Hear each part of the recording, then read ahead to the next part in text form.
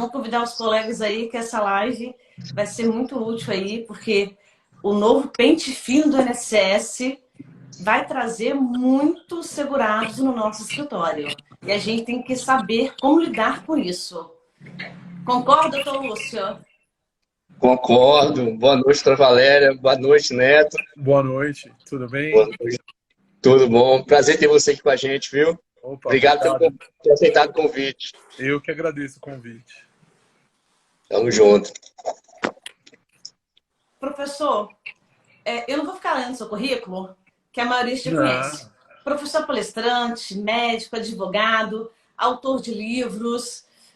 Então, professor, vamos iniciar o bate-papo. Pode chamar de Neto, Valéria, não precisa chamar de professor, não.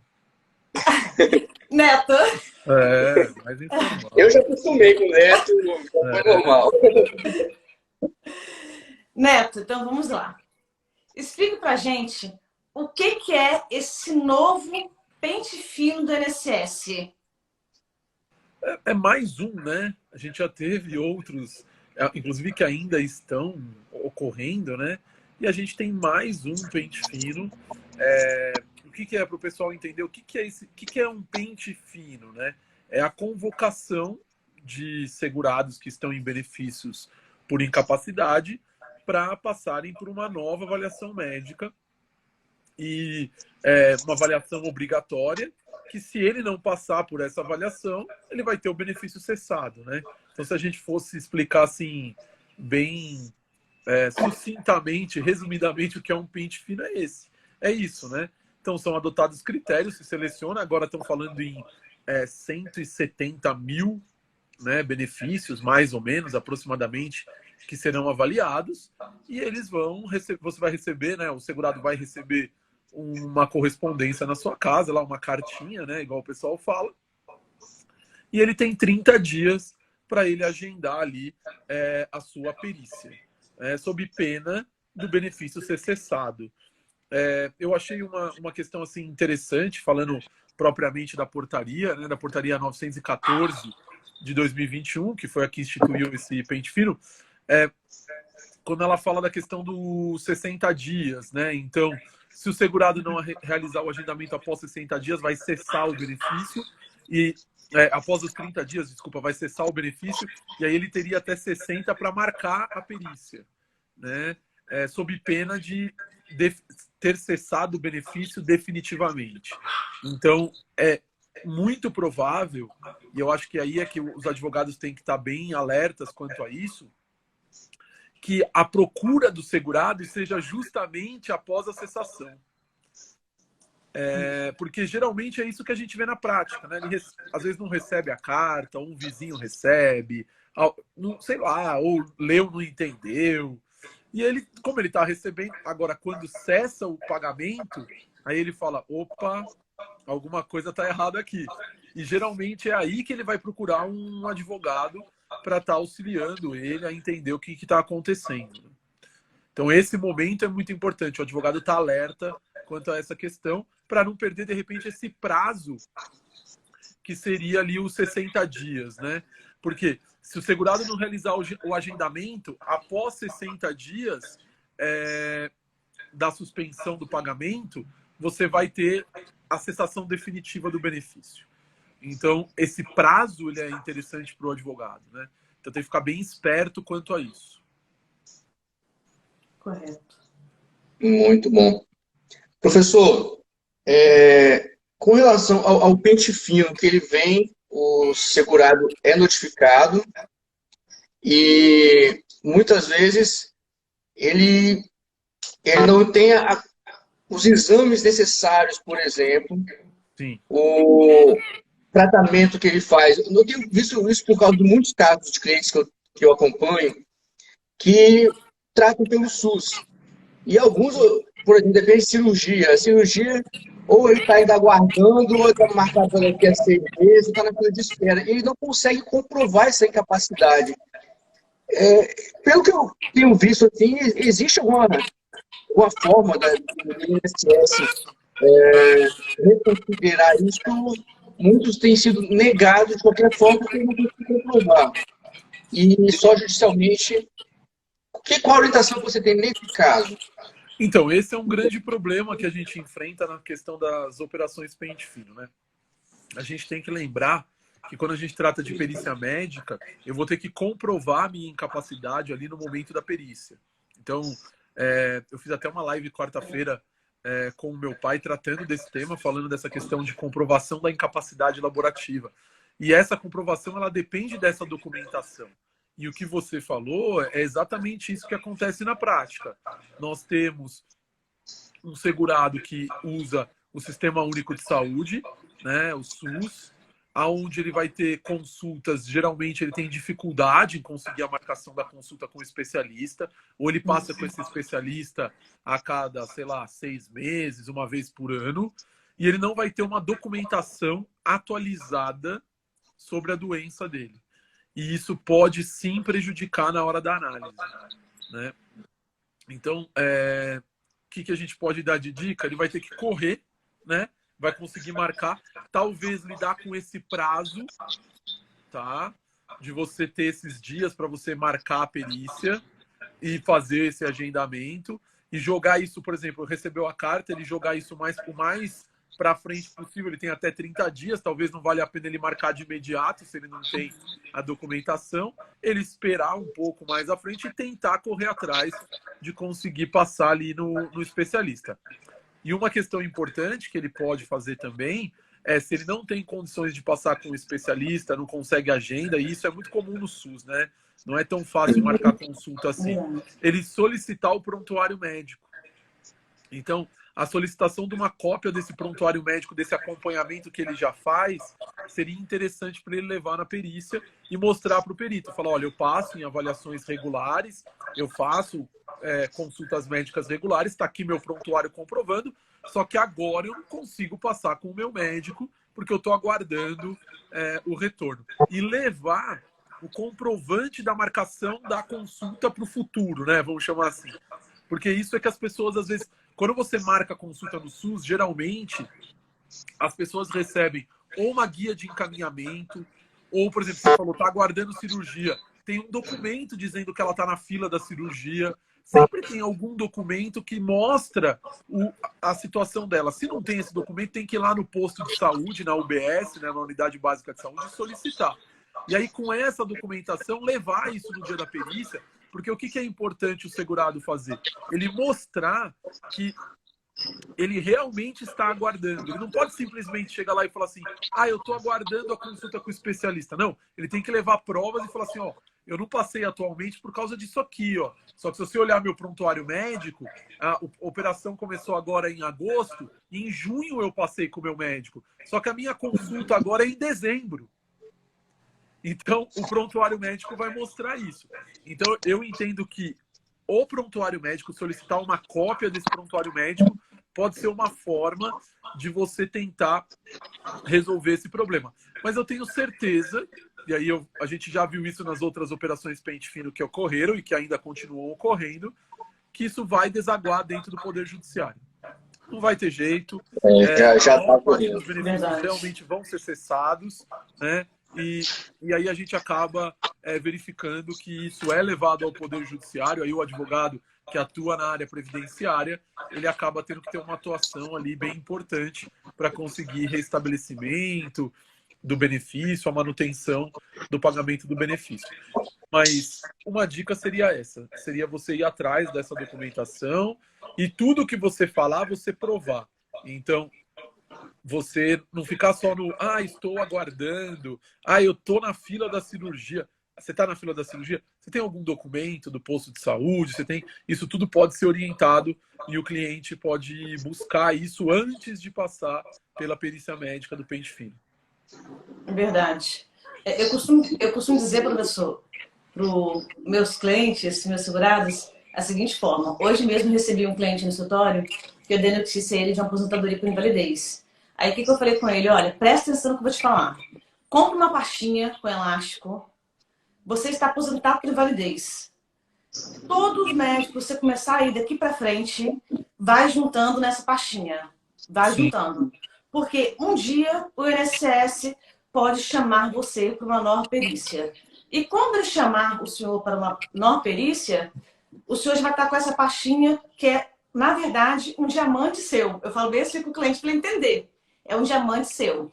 E no dia da perícia, você não vai precisar ficar correndo atrás de laudos médicos, porque você não vai conseguir em cima da hora.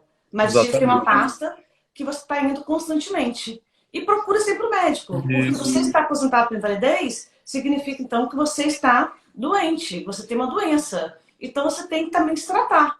Então eu sempre digo isso para meus clientes, para eles ficarem assim, espertos em relação a isso, porque muitas vezes eles acabam não indo ou também não documentando, porque por saúde, não, nem tanto, algumas vezes eles conseguem protocolo.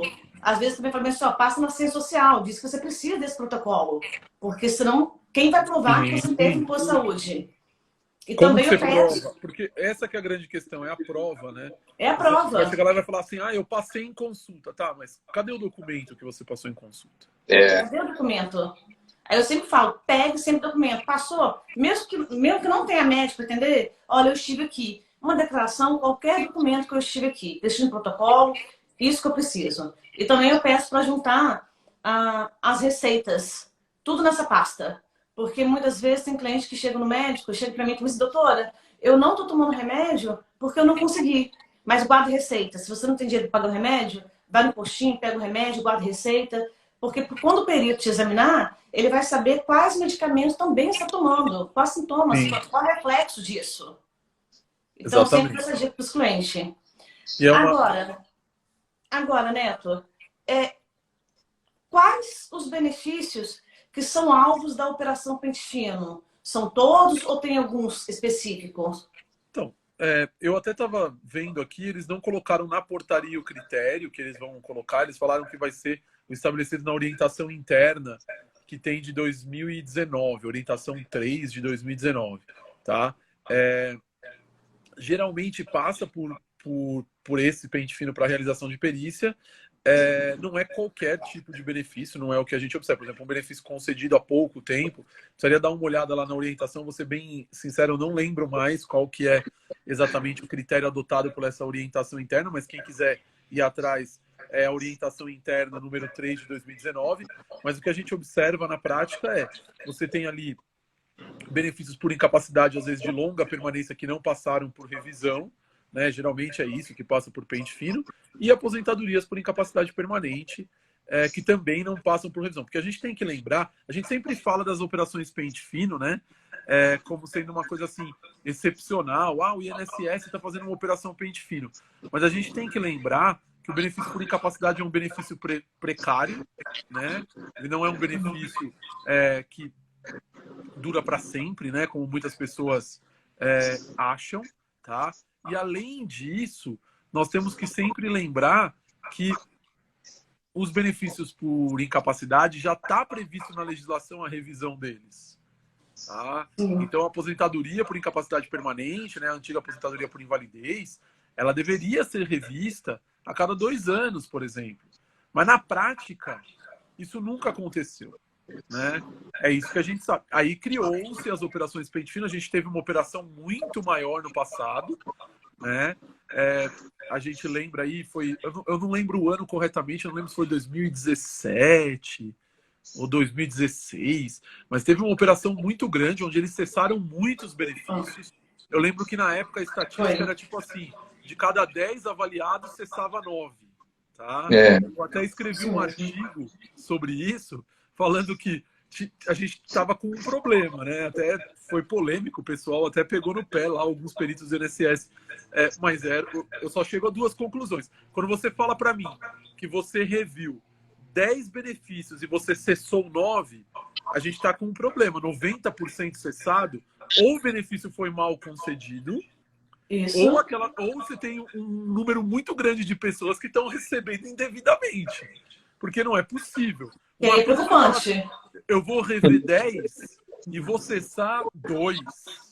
Vou cessar 30%, 3. Agora, eu vou rever 10 e vou cessar 9. É muita gente. Né? Então, assim, na época, isso me causou bastante espanto, mas a gente tem que entender. Mas geralmente são esses os benefícios, tá, Valério?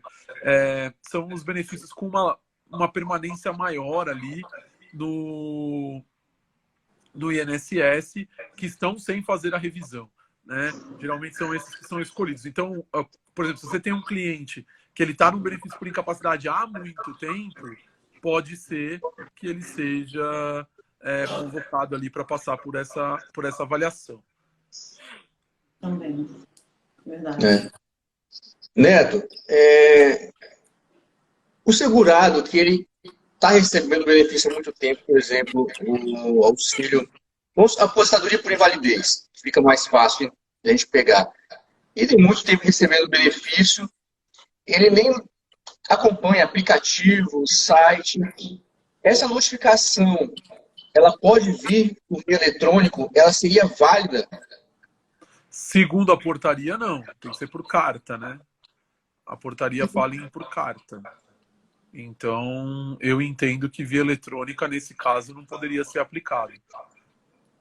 Tá? Mas, arbitrariedades podem acontecer, mas eu acho que não é para acontecer isso. Porque as convocações, segundo a portaria, elas são feitas por carta. Então, teria que ser pelo correio mesmo. A pessoa vai ter que receber na casa. Sabe qual que é o problema? Que a pessoa mudou de endereço. Qual que é o endereço de cadastro no INSS? Esse é um problema. As pessoas mudam de endereço, não atualizam o seu endereço no INSS, e aí a carta vai chegar, vai passar o período e vai cessar. Aí é o que eu falei. A pessoa só vai descobrir que ela foi chamada no pente fino quando cessar o benefício. Essa que é a grande questão. Porque como ela não está sabendo, ela não recebeu a carta, a hora que ela vai lá, todo mês ela recebe, e o mês, opa, não recebeu. E agora? Aí ela vai procurar o INSS, né? Geralmente é o que eles fazem, vai ser informado que cessou o benefício, porque tá. E aí é geralmente nesse momento que eles procuram o advogado. Pelo menos é isso que a gente observa, assim, mais acontecer. Porque o grande dilema vai ser esse mesmo, porque tem muitos segurados que é tudo endereço sem número, Sim. ou não consegue localizar. E a gente tem aquele problema de pessoas que estão em situação de miserabilidade, pessoas mais vulneráveis, que não têm endereço, né? Que mora em loteamentos que não são regularizados, às vezes locais de difícil acesso. Tem uma série de situações aí que podem estar impactando e que às vezes a pessoa não recebe mesmo, né, a carta. E então esse é um grande problema que vai ser enfrentado, e são esses casos que mais dão dor de cabeça, né? Além de você ir lá sem nenhum documento, acho que esse seria o principal problema, esses casos onde a pessoa não recebeu a carta, e aí eles criaram, como eu disse, 30 dias, você não marcou a perícia, vai cessar. Aí se você marcar nos próximos 60, você tem o restabelecimento, aí você vai passar pela avaliação, né? Só que se passar esses 60 desses 30, aí cessa definitivamente o benefício. Então tem que tomar um cuidado em relação a esse prazo aí para fazer a marcação da perícia. Eu tenho visto alguns casos também, INSS já vai notificando e pede na cartinha ou por e-mail, vai a orientação passo a passo para enviar a documentação pelo sistema, pelo site, meu INSS, pelo aplicativo. E muitas vezes o segurado não tem entendimento de como utilizar esse mecanismo. É claro, a gente está acostumado com isso, mas não falando com baixa renda, realmente não tem nem internet. É muito comum isso. Não seria motivo justificável para poder cancelar, né? Não tem como um negócio desse, é inadmissível. Porque aí é uma dificuldade de acesso à tecnologia, acesso aos meios para conseguir essa comunicação. Eu também entendo, como você, que não deveria acessar um benefício por causa disso, né? O que acontece, e a gente vê bastante, o segurado ele não sabe como, e a gente está com o problema de agência fechada. Não é todo segurado que sabe que tem que ligar no 135. Esse é um grande problema, né? Então, essa é uma questão importante. Acho que até um serviço de utilidade pública, o pessoal deveria divulgar isso em jornais, a televisão. Eu tenho visto até falar, mas acho que teria que ser mais divulgado para que as pessoas tenham acesso e possam saber que, ó, recebi a cartinha, eu posso entrar lá no meu INSS, que muitos não vão conseguir, ou utilizar o serviço do 135 para poder fazer o agendamento. Verdade. É porque o grande... É porque eu recebi uma cliente no escritório, professor, que a cliente não recebeu o benefício dela, porque na hora de digitalizar o documento, o que ela fez? Ela tirou o nome dela, ela tirou a foto sem o nome dela. Aí o documento não era dela. Eu falei, caramba, e não abriu exigência para ela, simplesmente deferiu. Eu falei, nossa, aí você leva isso para o pente fino, né, para a operação pente fino. Como esses segurados vão conseguir fazer isso pelo INSS? Porque a divulgação que nós temos é o quê? Deveria ter uma preocupação de divulgar em cadeia nacional, assim, operação pente fino, vocês têm que atualizar todos os seus dados no INSS, corram no INSS, atualizem seus endereços, porque são pessoas hipossuficientes, que realmente mudam de endereço e não atualizam. Porque eu tenho uma... É exatamente isso. Né? Eles não atualizam o endereço. Eles mudam o celular, mudam de chip, não atualizam, não vão no INSS.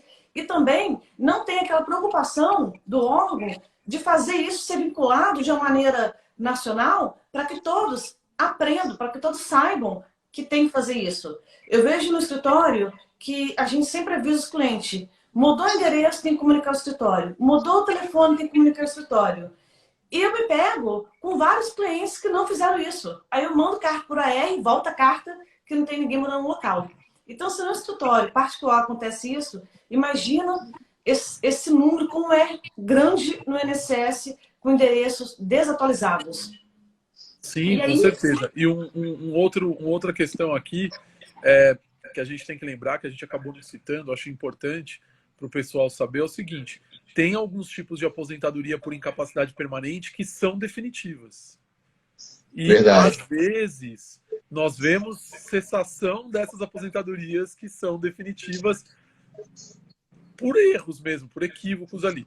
Então, quando que a aposentadoria por invalidez, né, a aposentadoria por incapacidade permanente, ela se torna definitiva? Quando o indivíduo tem mais que 60 anos, tá? Então, se ele tiver mais que 60 anos, ele não pode passar por processo de revisão da aposentadoria. Quando ele tem mais de 55 anos de idade e mais de 15 anos em benefício por incapacidade. E aí, neste tempo de 15 anos, conta não só o tempo que ele está na aposentadoria, mas também o tempo que ele permaneceu no auxílio incapacidade, tá? Então, a gente teria essas duas situações e ainda o HIV positivo, que foi uma lei que foi aprovada, que quem é portador do vírus da AIDS não pode passar por esse processo de revisão. Então, essas três situações são impedimentos para a cessação do benefício da aposentadoria por incapacidade permanente. As outras, todas elas podem ser revistas, né? A legislação é bem clara quanto a isso. E a questão do HIV, isso é uma questão importante, porque pode ser que na época que a pessoa se afastou, ela não tinha HIV e depois ela adquiriu o HIV, né? Então, isso vai ter que ser informado, se ele tiver, vai ter que marcar a perícia e informar, porque esse benefício não pode ser cessado. Foi bom você tocar nesse assunto. Ele não pode ser cessado, mas o motivo da incapacidade tem que ser o HIV ou basta possuir? Não. Basta estar infectado. A legislação fala que é portador de HIV, não fala em incapacidade pelo HIV, tá? Então, o fato de ele pode estar afastado por, sei lá, por outra doença. Se ele é HIV positivo, ele não pode ter o benefício cessado. É aquilo que eu falo. Está escrito isso na legislação. Se o INSS vai seguir o que... A gente sabe que o INSS às vezes não segue. Então, esse é um ponto de atenção para quem advoga, porque pode acontecer de você ter um cliente. E o que pode acontecer? O cliente não informar na perícia que ele é HIV positivo. Sim. Pode acontecer uma situação dessa, né? Então, precisa tomar um certo cuidado, tá?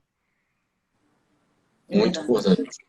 Não, isso foi importantíssimo, porque o fato dele ter se aposentado, né, em capacidade permanente para um problema adverso, se ele tiver contraído HIV Isso. posteriormente ao benefício, ele tem que ser informado sobre isso. Porque Exatamente. o que ocorre é que se ele não informar o INSS que ele é portador do HIV, aí ele não pode dizer que foi por isso. Porque tem pessoas também, né, professor, que tem assim, que quer esconder, né? É o Isso, estigma né? da doença. É o estigma, né? Então, às Infelizmente, é uma vezes... doença que socialmente ainda tem um estigma. E às vezes a pessoa que é portadora do vírus, a gente tem que sempre lembrar que existe uma diferença entre você ter o vírus e ter a doença causada pelo vírus, né? Eu posso ser HIV positivo e não ter as manifestações da doença, né? Porque é a síndrome da imunodeficiência adquirida. A gente fala AIDS porque é a sigla em inglês, né? Mas se a gente fosse fazer a sigla em português, seria SIDA, tá? Que é a síndrome da imunodeficiência adquirida. E essa é a manifestação da doença causada pelo vírus do HIV. Mas tem pessoas que são portadores do vírus do HIV e não têm a doença. E até pelo estigma social, muitas dessas pessoas não revelam que tem a doença, não comunicam. E pode acontecer de você ter lá um indivíduo que está aposentado por incapacidade permanente, ele é portador do vírus e ele não informou ali no momento da perícia que ele tem o vírus e o benefício ser cessado quando não deveria. Correto. Muito bom. Nesses casos, você tem visto condenação e dano moral por causa do pente fino? Então, assim, a alegação de dano moral, a gente vê muita gente que entra, né, com alegação de dano moral, algumas vezes conseguem sim, né, o pagamento do dano moral por cessação indevida de benefício por incapacidade, né. Essa é uma tese que a gente vê, tem bastante gente tratando disso hoje. Então, eu acredito que é uma possibilidade, sim, de você, de repente, propor uma ação por dano moral em razão disso. Porque não deixa de ser, né? Você está acessando um benefício de forma indevida ali, tem um prejuízo para a parte. Eu acredito que essa seria até uma forma do Estado não cessar benefícios de forma indevida. Né? Porque uma coisa é a gente ter uma discussão, né? Tem capacidade, não tem. Agora, dependendo de como esse benefício é cessado, eu entendo que sim, deve caber indenização por dano moral. Valéria? Professor, como a gente lida com a situação quando chega uma pessoa no escritório e não está nesses 3 itens que o professor falou? Uhum. Ele recebeu o benefício durante 10 anos. Tá. Ele está incapacitado, a incapacidade dele é permanente. Aí ele chega no escritório, doutora, não adianta eu ir ao médico, porque o médico já me deu a incapacidade e não tem cura. Eu só tomo medicamento mesmo em casa e o médico mesmo fala que eu não tenho não tenho consultas médicas para isso, porque já está cristalizado o problema. Como lidar com essa afirmativa? É uma lesão consolidada, né? Isso, lesão consolidada. Não tem mais tratamento. Eu tenho que pegar um documento desse médico, e aí, às vezes, o prontuário médico tem grande importância nisso, em que ele diga que a lesão está consolidada. Aí eu vou ter que discutir as repercussões que essa lesão causa para aquele indivíduo, e sempre, aquilo que eu sempre falo, lembrar da questão da profissografia. Né? Não se discute incapacidade laborativa sem eu discutir o que a pessoa faz. Porque a avaliação da capacidade laborativa não é uma avaliação genérica, não é para qualquer coisa, é para atividade habitualmente exercida pelo segurado.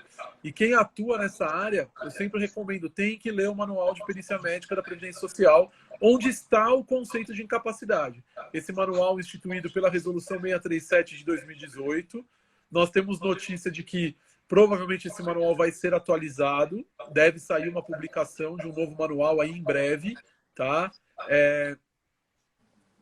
Então, você tem que estudar sobre isso, entender o que é incapacidade e discutir isso. Esses casos geralmente vão ser levados para o Poder Judiciário e eu não tenho por que mentir, né? Eu acho que é essa que é a questão. É muito pior eu chegar lá e falar assim, olha, eu estou em tratamento e eu não provar, do que eu falar, olha, eu tenho uma lesão, ela é consolidada, não tem como ela melhorar, só que eu tenho incapacidade laborativa. Então, por exemplo, você tem um indivíduo que tem uma lesão de coluna, às vezes, esgotou as alternativas terapêuticas e ele pode ter uma incapacidade. Eu tive uma fratura, houve uma consolidação viciosa, ou eu tenho uma pseudoartrose, não houve uma consolidação adequada. Isso, tem tratamento? Não, não tem mais tratamento. Mas a sequela existe e essa sequela me acarreta em incapacidade laborativa. Então, acho que a grande questão que acho que a gente tem que se preocupar é com a incapacidade, né? Com as repercussões que a doença causa para o indivíduo. Porque só estar doente não é suficiente. Você tem que ter justamente um prejuízo para o exercício do trabalho. A gente fala que a gente divide o conceito de incapacidade em duas partes, né? É o não conseguir, eu não consigo exercer, há um impedimento para o exercício da minha função, ou eu não devo. Por quê? Ou porque eu coloco em risco a vida minha e a de terceiros, né?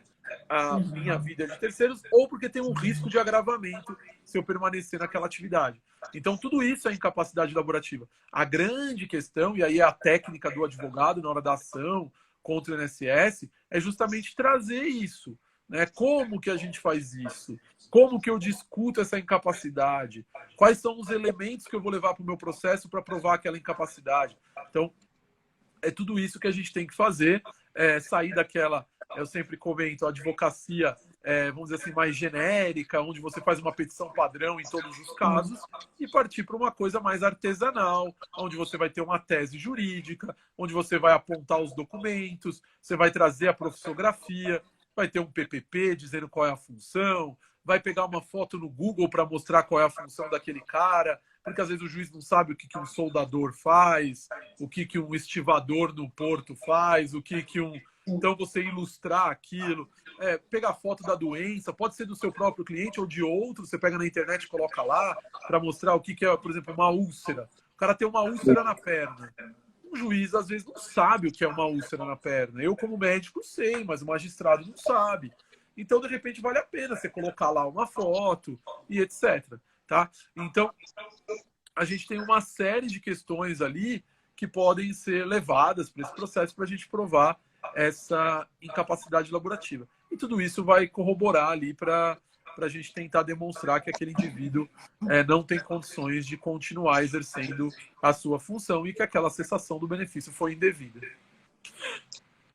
Neto, eu estou com uma questão seguinte. Vou sair um pouco do pente fino aqui, mas é sua área, é claro, que você manda muita perícia médica conforme. O segurado, que ele vai para a perícia e está recebendo o auxílio-doença, vai sendo prorrogado. Em determinado momento, verifica-se que ele já tem consolidada a lesão, como você falou, e tem direito à aposentadoria por invalidez. Tá. Só que, com a reforma, a aposentadoria por invalidez dele pode ter um valor menor do que ele recebe de auxílio-doença. Sim. Ele pode optar por continuar recebendo auxílio-doença? Então, essa é uma discussão muito grande que vai se ter sobre a questão, já está se começando a discutir isso, a constitucionalidade desse dispositivo, né? Eu acho que os advogados vão discutir essa questão, porque essa diferença no cálculo da aposentadoria por incapacidade permanente para o auxílio-doença não faz muito sentido, porque é incapacidade do mesmo jeito, né? E se você for considerar a aposentadoria, seria até, por invalidez, né? A incapacidade permanente seria até mais gravosa do que um auxílio-doença, porque é uma lesão irreversível, que não vai ter jeito, que ele não vai conseguir subsistir, então não faz sentido receber menos. Lembrando que o único benefício que não tem esse cálculo diferenciado é quando ele é de natureza acidentária, né? Então, a aposentadoria por incapacidade permanente, para quem está assistindo aí só para saber, eu parto de um piso na aposentadoria por incapacidade permanente de 60%, mais 2% por ano de contribuição que exceda 15 anos para a mulher e 20 anos para o homem. Então, eu parto de um piso de 60 e vou somando, e aí eu vou pegar esse valor e vou multiplicar pela média de 100% das contribuições, o que já cai muito o valor do benefício. O professor Sérgio Geromes, eu sempre cito ele, porque eu discuti muito isso com ele quando estava na reforma da Previdência, e a gente ainda conversa bastante com ele sobre isso. Ele sempre me falou assim, olha, de qualquer jeito, mesmo que fosse 100% das médias, 100% da média de 100% das contribuições, já seria um valor menor do que a contribuição que o cara faz. Se eu fizer ainda a aplicação desse percentual, isso cai muito. E o que eu tenho discutido bastante, e eu acho que esse é um novo cenário que a gente vai começar a enfrentar daqui para frente, é o indivíduo, como você disse, ele não pode optar, mas é um indivíduo que ele não vai querer se aposentar. Sim. E aí a gente tem um grande problema. Por quê? E eu falo isso muito na questão do direito previdenciário empresarial. Porque esse trabalhador que ele não quer se aposentar, ele vai chegar na perícia do INSS e ele vai falar, não, eu tenho condições de trabalho, eu ainda tenho potencial laborativo. Por quê? Porque ele sabe que se ele, ou vai ser concedida a aposentadoria e ele vai bater as portas do INSS e falar, não, eu quero voltar para o mercado de trabalho. Isso mesmo. E aonde que isso vai desaguar? Na empresa. Porque aí ele vai voltar para a empresa, o médico do trabalho muitas vezes vai fazer um exame de retorno ao trabalho e vai considerar ele inapto. Olha o limbo aí, né? Cessação do benefício previdenciário inapto pelo médico da empresa. Então, assim, nós vamos enfrentar situações daqui para frente bem complicadas em relação a isso. Outra questão que impacta também para as empresas, que eu sempre gosto de comentar, é que os segurados cada vez mais vão procurar a caracterização dos acidentes de trabalho. Porque a diferença no benefício é muito grande, então vale a pena eu discutir se aquela doença tem ou não relação com o trabalho, porque eu vou estar proporcionando um benefício maior, pensando aí o advogado, avaliando a situação, ele vai estar oferecendo um benefício mais vantajoso para o seu cliente e para ele também, né? Porque vai receber ali o percentual sobre os atrasados, a questão dos honorários, etc. Então, assim, essa discussão vai ser muito travada daqui para frente, tá? Isso que você colocou é perfeito. E uma coisa que eu não posso deixar de falar, que eu acho que é o principal do pente fino, eu gosto sempre de colocar que eu não acho errado fazer avaliação, porque a incapacidade realmente, ela muda ao longo do tempo. O que nós temos que discutir é a forma e, principalmente, a forma como se concede a alta previdenciária, a cessação do benefício. Por quê? Porque eu entendo que se o indivíduo está afastado há 10, 15 anos, sei lá, até menos, você está afastado há 7, 8 anos, esse indivíduo, ele precisa, antes de voltar para o mercado de trabalho, passar por algum processo de atualização ou reabilitação profissional. Você pega lá um cara que saiu do mercado de trabalho, nós estamos em 2021, ele saiu no ano de 2010, o cenário era outro. Esse cara está fora do mercado, vamos pensar num torneiro. Né? Quando ele operava o torno, era torno mecânico. Quando ele chega agora na empresa, é torno CNC. É outro tipo de equipamento, é outra tecnologia. E isso vai... Pra você ter uma ideia, é muito comum, eu ouço sempre os advogados falar assim, a reabilitação é o pior serviço prestado pela Previdência Social, sem sombra de dúvidas, é a reabilitação profissional, né? A reabilitação profissional no Brasil é quase inexistente. Né? É aquela história, você finge que faz e eu finjo que acredito. É isso, a reabilitação profissional, infelizmente. Mas, só para ter uma ideia, é muito comum eu ver advogado quando entra com ação de benefício por incapacidade, fala assim, o perito indicou que ele pode ser porteiro. Né? É muito comum, não pode, vai ser porteiro. Só que sempre porteiro. Só que hoje, até para ser porteiro, não desmerecendo o porteiro, pelo amor de Deus, mas até antigamente falava assim, o que porteiro faz? Faz controle de acesso. Então ele vê se a pessoa entra e sai, abre e fecha o portão. Hoje não é mais assim. Eu tenho empresas que são clientes minhas que o porteiro tem que operar um tablet. Por quê?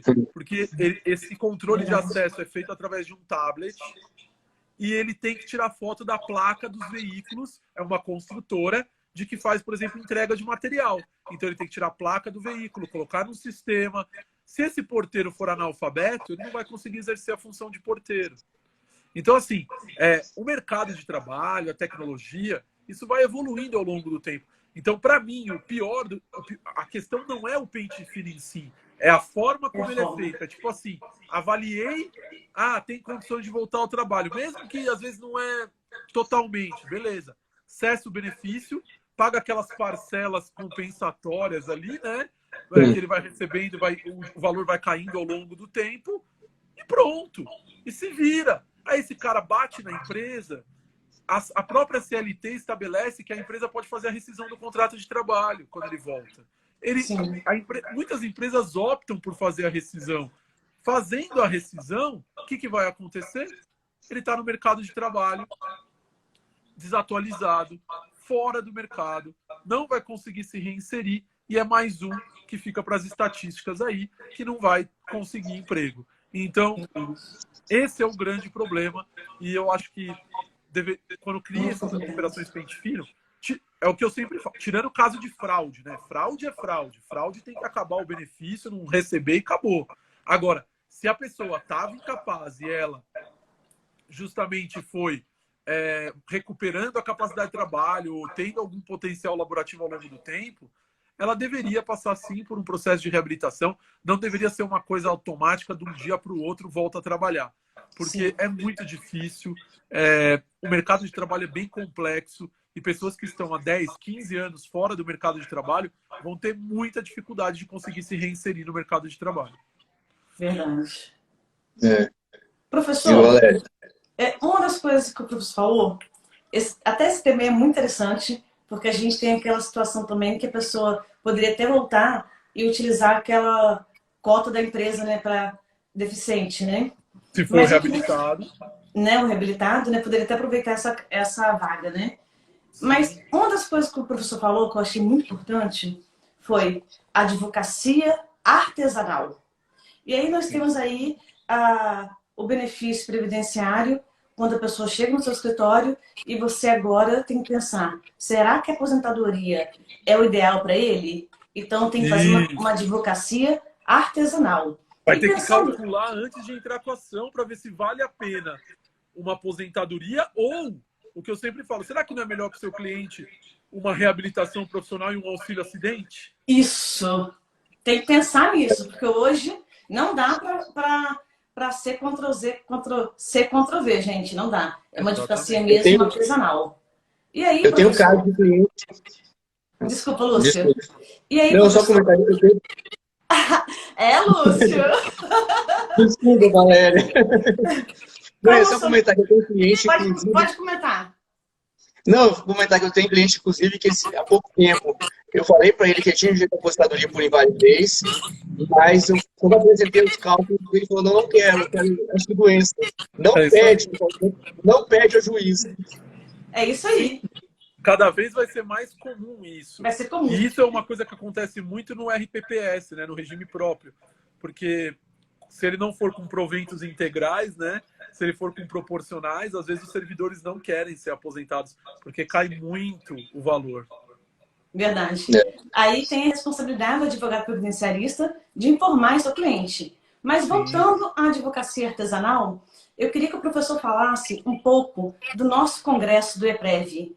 Porque nesse congresso, professor, na advocacia artesanal, o advogado vai aprender muita coisa. Porque nós temos as oficinas, que o doutor Lúcio já falou para mim que quer participar de todas. Então, eu gostaria que o professor finalizasse a live, falando um pouco desse congresso, convidando os colegas advogados aqui, estudantes, bacharéis, para participar desse congresso e falasse um pouco do congresso e das oficinas. O congresso do EPREV já é uma tradição, né? A gente sentiu falta aí por causa da pandemia. Já era um encontro nacional que a gente ia para Belo Horizonte e compartilhava ali conhecimento, experiências. Tinha um negócio de networking muito legal, todo mundo ali presente. E eu participei de todos, até teve um que não foi lá em Belo Horizonte, acho que, eu não lembro o primeiro, acho que foi em Juiz de Fora, se eu não me engano. Eu não sei se é esse mesmo, agora eu tô bem, não lembro agora. Mas eu fui em todos praticamente e a gente faz as oficinas ali, oficinas bem interessantes, né? Bem legal as oficinas, porque é uma oportunidade de você ter um contato ali com os professores, tratar de temas práticos. Acho que essa é uma questão que o IEPREV sempre coloca e que a gente sempre está... Eu, falando como professor, eu dou aula nas 4 pós-graduações do IEPREV.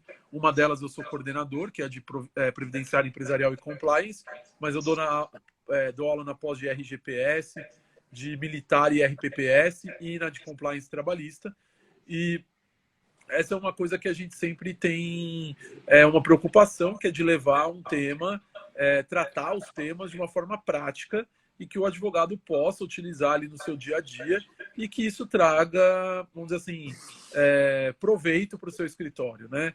E as oficinas, elas sempre também têm vamos dizer assim, na medicina a gente chama isso de workshop, né? Que é uma coisa mais prática, né? O nome a gente usa no direito fala oficina, mas na medicina a gente usa muito esse negócio de workshop, que é a mesma coisa.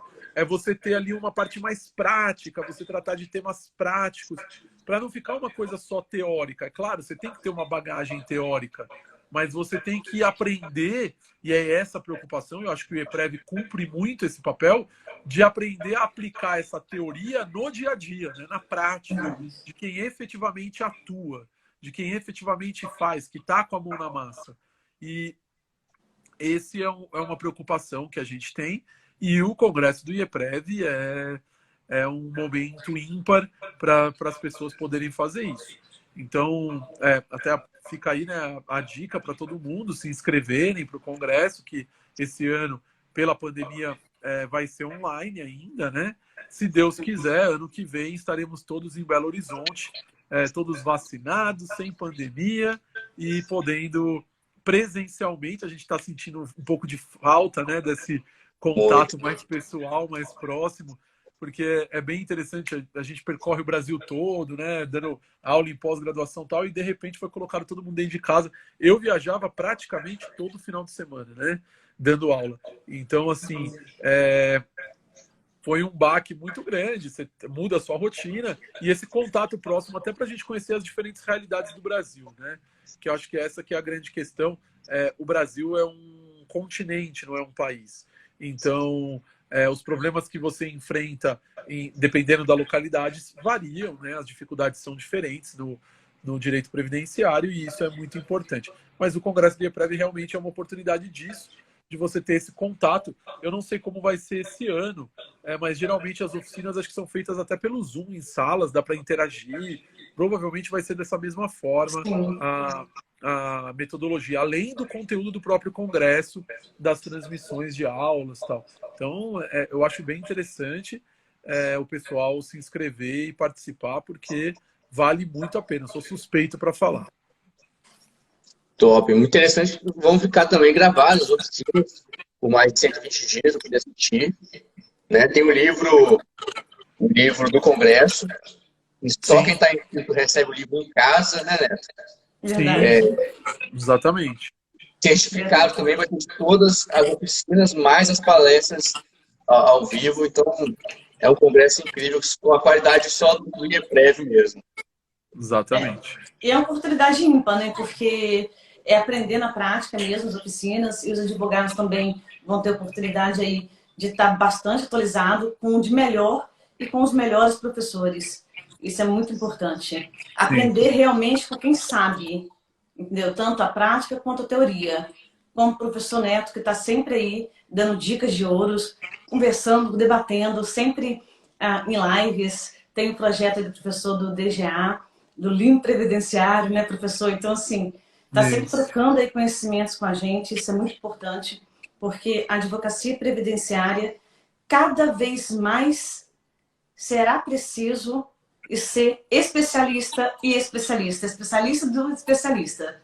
Porque não tem como simplesmente, doutora, eu fiz uma pós-graduação, já sei. Não dá para fazer de orelhada. É isso que eu sempre falo. Não dá para fazer de ouvir dizer. Eu ouvi dizer que... Não. Tem que se atualizar.